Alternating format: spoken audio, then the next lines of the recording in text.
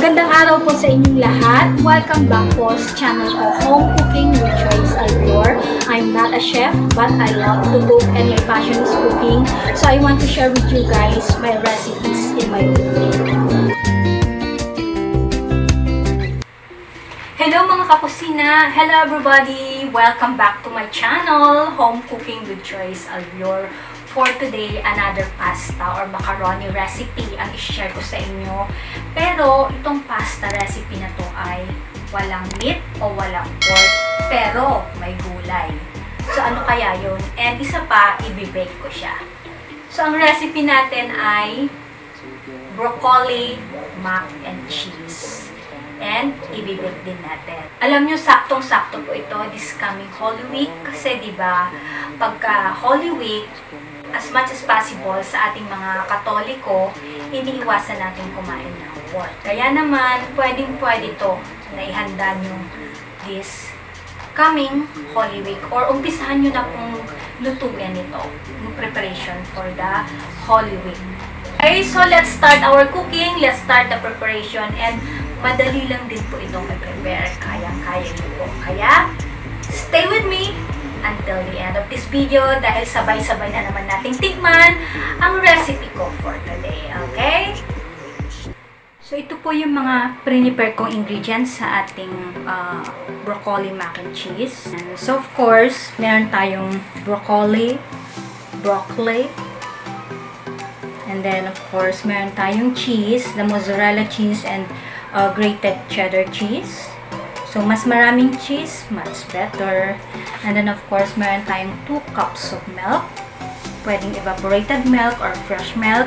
And then, of course, ang ating pasta. So, gagamit ako, guys, ng shell instead na elbow macaroni.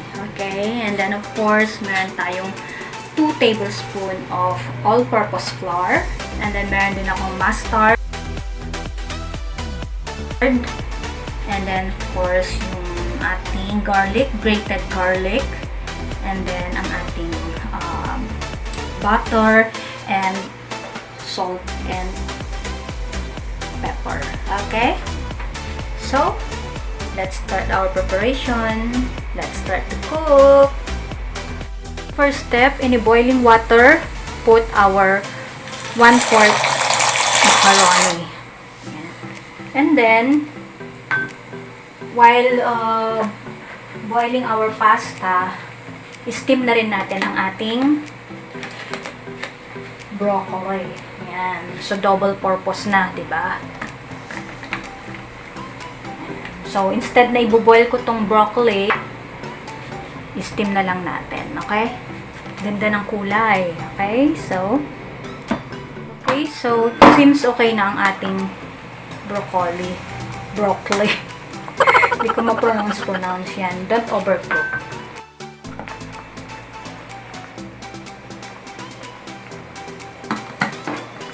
Check naman natin ang ating macaroni. Hindi pa. So, mga ilang minutes pa siguro to.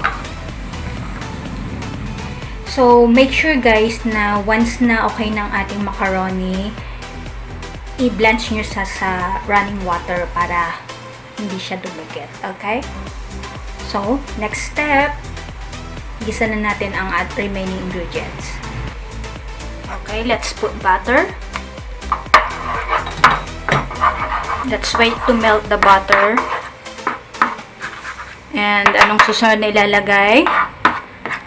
Let's put the grated garlic. So, grenade ko yung garlic para at least medyo mas malasa. And kung meron kayong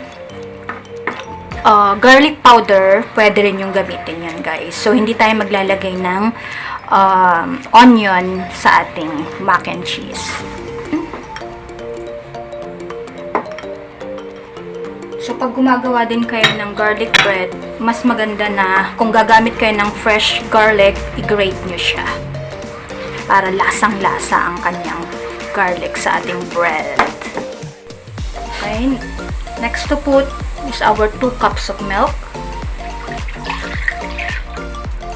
And then guys, yung all-purpose flour natin, 2 tablespoon of all-purpose flour, i-dissolve nyo siya sa water. So, pwedeng 2 tablespoon din of water until maging paste na siya. Gaya nito. Yan. So, bakit ako naglagay ng mustard? Of course, the flavor, and isa pa is para yung kulay ng ating mac and cheese maging medyo yellow. Yan. Aside sa sa cheese and butter na yellow color. And then, di ba medyo maalat na ang ating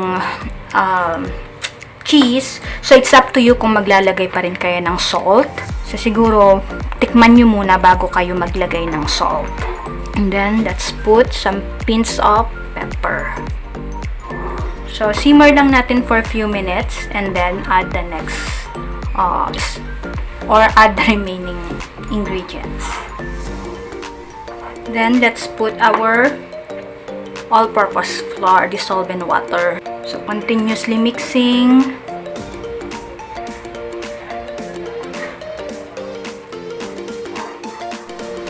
Then, let's put the cheddar cheese. Ayan, magtira tayo para sa ating toppings mamaya pag binake na natin. And then, make sure guys na in low fire, okay? And then, next, we'll put mozzarella cheese. So, ang galing din kasi may shredded mozzarella cheese. Yung brand niya is Arla. Mahal nga lang ang mozzarella pero satisfied. Sa mga cheese lovers, very satisfied ang mozzarella. So, kung titignan nyo, very sticky na rin yung sauce niya. Okay? So, madali lang. Okay na ang sauce ng ating mac and cheese. Ayan. So, next to put ay ang ating, of course, ang ating macaroni. So, cheesy! So, yung broccoli, guys, itatap ko na lang, itoppings ko na lang siya mamaya pag binake natin. Pero, it's up to you kung gusto nyo rin siyang isama dito. I-mix. So, guys, let's put sa ating baking tray.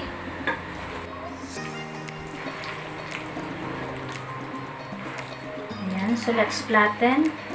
And then, toppings with broccoli. Ayan, okay na.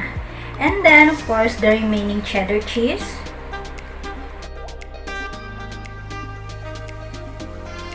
And then, of course, last one, let's put another shredded mozzarella.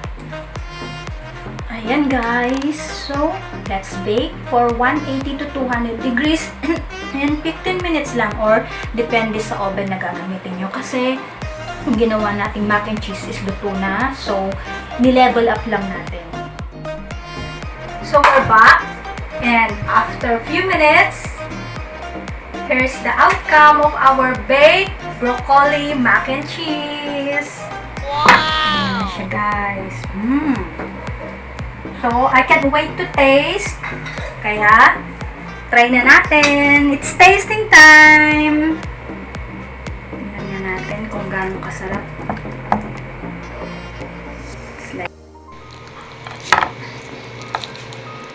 Ayan o, cheesy.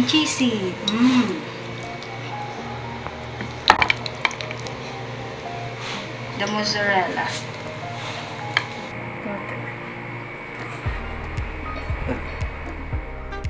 So, it's tasting time! Tasting! Mainit pa.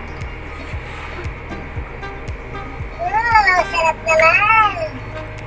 Of course, una kong nalasahan, napaka-cheesy niya, guys. Cheese talaga. Dahil lots of cheese. Nilagay natin the cheddar cheese and of course, the mozzarella cheese.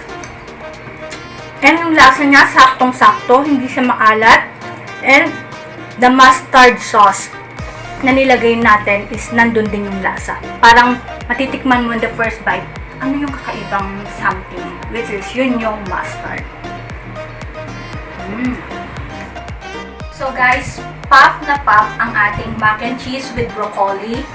And it will satisfy my tummy. So, sana po matry nyo ang version ko ng recipe for today na ang dali lang and saktong-sakto this coming Holy Week kasi no meat. Okay? So, thank you guys for watching. Thank you for staying with me until the end of this video. Sana po patuloy niyong suportahan ang mga YouTube videos ko. Bye for now.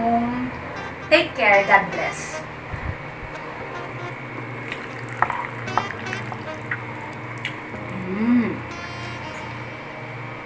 Bye. So creamy and cheesy.